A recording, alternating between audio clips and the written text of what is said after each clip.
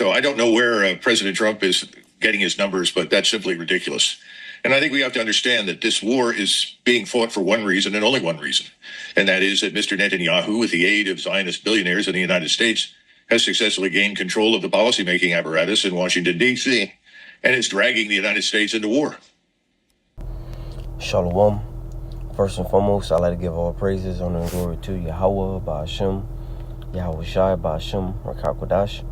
And I also want to give double honors to the apostles and the elders of Great Millstone, and peace and blessings to those for elect here in this word in truth and in sincerity. Okay, I'm the brother Awalam from the GMS West Palm Beach Camp, back with another lesson, and a lesson concerning the third woe. All right, which the third woe is going into World War III. Because as you can see, if you're inclined to what's going on, hey, we're in the middle of a war, and it's only going to get worse from here, man, because, we don't see this, dying down, and if it seemed to die down, just know that, that's Esau playing semantics, because we understand according to prophecy that the World War III is said to happen. The Lord doesn't lie, so, things, may seem to die down, but don't fall for the deception. Because Esau, Edom, his whole thing is deception. Is to make you think that he got everything under control. Where really he don't have everything under control. These devils, they did not prepare for, this to happen. Okay, but this is Revelation 11 and 14. It says, the second woe is past, and behold, the third woe cometh quickly. Right, the second woe is going into World War II. All right, the third woe that cometh quickly is talking about World War III, which we see happening right now. Like what we see, and I'm not saying this is World War III, what's happening with Iran, but this is leading to it. Because eventually Russia and China got to get involved. All right, the neighboring nations by Iran, they got to get involved. So pretty much, I was watching the LD Yasharon's News and Prophecy. It's a little, snippet of the clip of the video that he was playing, where the Edomite talking says how, this is that pretty much Israel is dragging America out the war, man. And that's prophecy. That is prophecy, man. Let's go to Jeremiah. The least of the flock shall draw them out. And this guy, Netanyahu, okay, is doing just that. He's drawing America out the war, man. Because America, is pretty much behind everything Israel does. America's Israel's sword, for lack of better words. Okay? They're using this place to, pretty much, bring out their will. Where's that at? The least of the flock shall draw them out.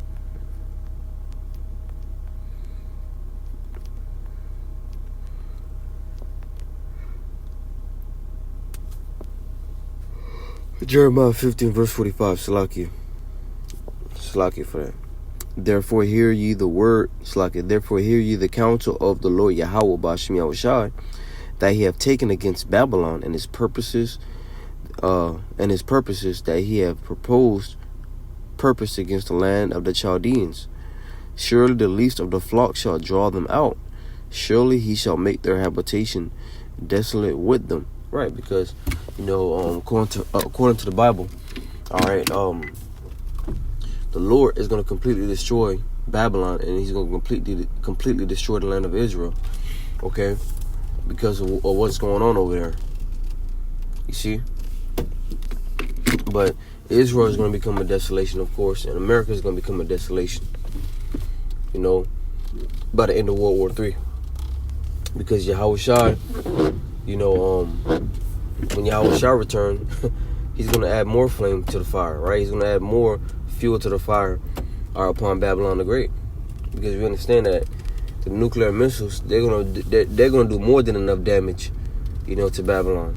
But Yahweh Ba'ashem Yahweh Shai is gonna make his name known. He's gonna make a statement by adding more fuel, all right, by adding more gas to the fire, for the lack of better words, man. Okay. saying? That third world war that's coming, you know, that's going to be something, man. You know, 'cause as brothers have been saying, you know, through the spirit by Yahweh Shemel Shah, okay, something bigger than, the 2001 incident that happened. Something bigger than that is coming. That's going to change the world, man. That's going to change it. Because when you think about it, 911, that changed the world. That changed the way people lived. You know, that changed the way the course of life went. Because before that, I've heard people say before all that happened, life was easier. Life was simple. You know, it wasn't all this surveillance. It wasn't all these rules and regulations. You know, and I went living during the 90s. I wasn't living during the early and mid 90s. You know, I'm 2000 baby. You know, born in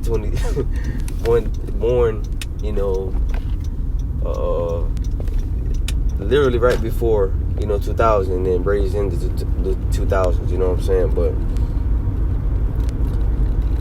people that lived during that era, they've told me that life was different before 2001.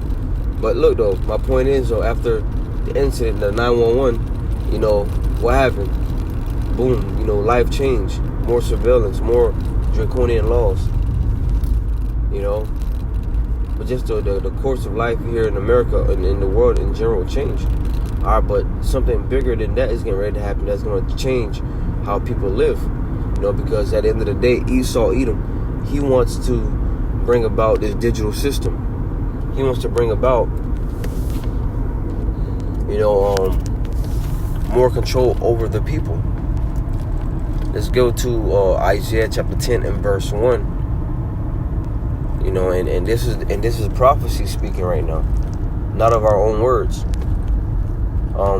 Isaiah 10 and 1, it says, "Woe unto them that decree unrighteous decrees, and that write grievousness which they have prescribed." You see? That write grievousness which they have prescribed. Prescribed means to write before. And best believe Esau Edom already got these things written before they come to pass. Before they pass them. Alright? They got these these laws, these papers that they sign. They already have it set to the side so they can set a FF, if you know what I'm saying, and then, bring about this law. See, and that's the devil for you. That's the devil, and that's why the scripture says to never trust thine enemy. For like his iron rust, if so is his wickedness, man. A lot of our people that trust Esau, they're going to be in for a rude awakening. Okay? And Jake in general, because the nation of Israel, they're gonna, we're gonna suffer, during Jacob's trouble. But, when I say suffer, don't get me wrong. When I say suffer, I mean like we're gonna go through, the hour of temptation. We're gonna go through different things, but the Lord's gonna give the elect a way out of it. Whereas 2/3 of our people, are gonna go through it and suffer it with no way out. Because, as a war going on out there, Jake is still finding a way, to try to make plans out here in America, man. That's probably one of the things that pissed me off the most is that, it's like things are happening in your face. And I know I shouldn't let it piss me off or whatever, but things are happening in your face, and pretty much people are just going about their day, living their lives as if it's just a regular day out here, man. Alright, but when the time is going to come to where the prophets don't be out there no more, people going to learn to appreciate the men of the Lord. Because I was meditating after camp too.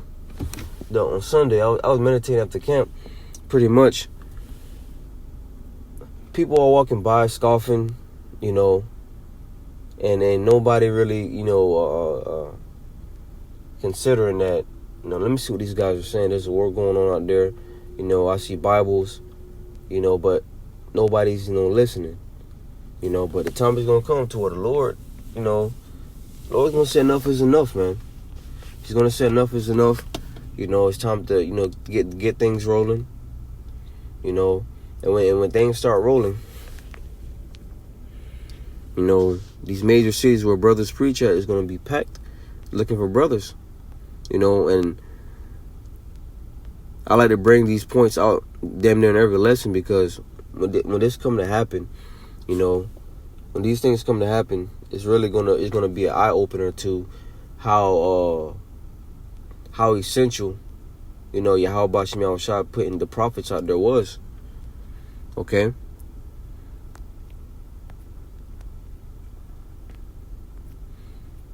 Everybody want to celebrate, you know, holidays. They come out whenever it's a holiday, you know, whenever, you know, they celebrating their curse day, they come out. That's cool, you know. But when they pass by and mock, and when I say that's cool, when I'm Slacky. When I say that's cool, that means it's cool as in, okay, go out, you know, and when you pass by the men of the Lord, you know, and you hear the word, okay, cool, you know, because at the end of the day, you've been marked for judgment. Because now that you know the truth, what are you going to do better? Something as simple as knowing that you are Israelite, you know, that right there should ignite something in you to check it out, to learn more. Ezekiel 33 and verse, I'm going to get straight to the point. Verse 31, it says, "And they come unto thee as the people cometh, and they sit before thee as my people, and they hear thy words, but they will not do them. For with their mouth they show much love, but their heart goeth after their covetousness." You know, Jake, they're hypocrites, man. They'll say shalom, you know, they'll say put the arm up, shalom, my brother, you know, but you know, they're not really coming to listen to, you know, the message being preached. Okay. Verse 32 says, "And lo, thou art unto them as a very lovely song of one that hath a pleasant voice and can play well on an instrument. For they hear thy words, but they do them not. And when this cometh to pass, lo, it will come. Then shall they know that a prophet have been among them." You see, they're going to know that prophets were among them. You know, just because, you know, brethren are not wearing, you know, suits and ties and pretty much speaking softly with a voice.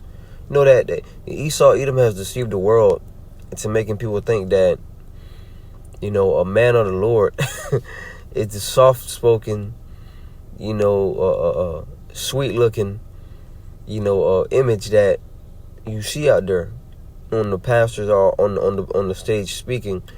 You know, they got a slick back or they got a shaved face. That's the image of this world of what a man of the Lord is. So the men of the Lord in the Bible are rough men, you know, that speak harsh, man. Paul was a rough man. The ancient prophets were rough men, and you know, and people are not accustomed to, you know, the Bible being associated with roughness. Yahweh Shai was a rough man. All right, the Heavenly Father. All right, he's harsh. He's rough. You know, and you know how he gets across his point across, man. You see, but the illusion that Yahweh Shai, his people, the prophets, no, or the illusion of what it is false, man. That they're soft spoken, they're sweet, they're all they do is love. You see, and that's the deception of these people. And that's why, you know, people don't really stop, you know, to listen to the word, or people don't really respect the prophets, because, you know, they're not looking for, you know, the qualities of, you know, the truth, man. Harshness, you know, straight to the meat and potatoes. They want something to soothe them. They want that sweet voice type shit, man. Well, they're gonna be disappointed where when those men cannot, you know, talking about like the Joel Osteens and, you know, Creflo Dollars, T.D. Jakes.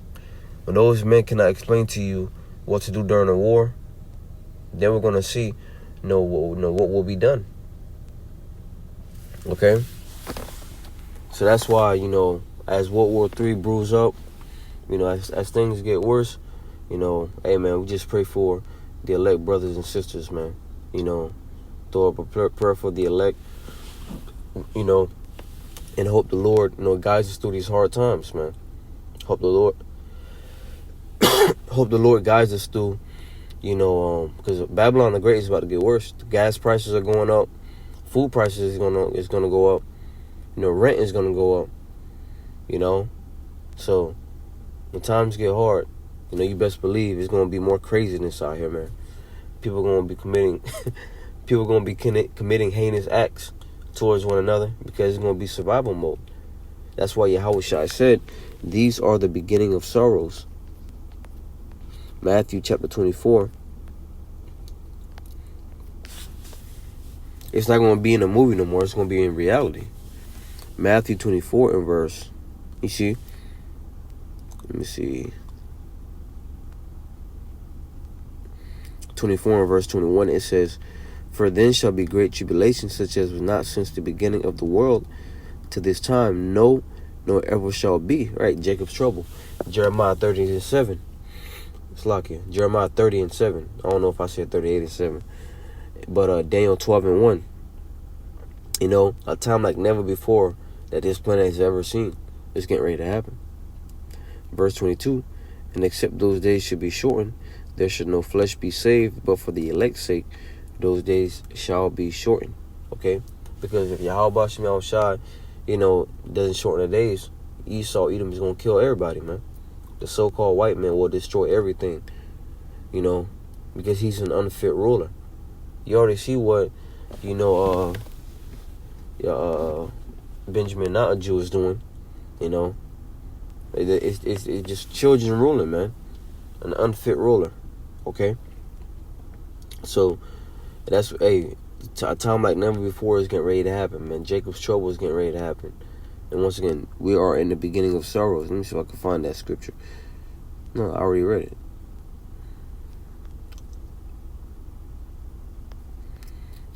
Let me see.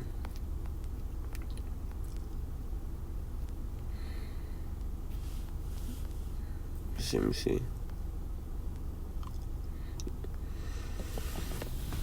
It's Matthew 24, beginning of sorrows. There's also one in 2nd Esdras too, because Yahushua said it, of course, and Esdras also said it. 16, where it says, "Woe is me, woe is me." Okay.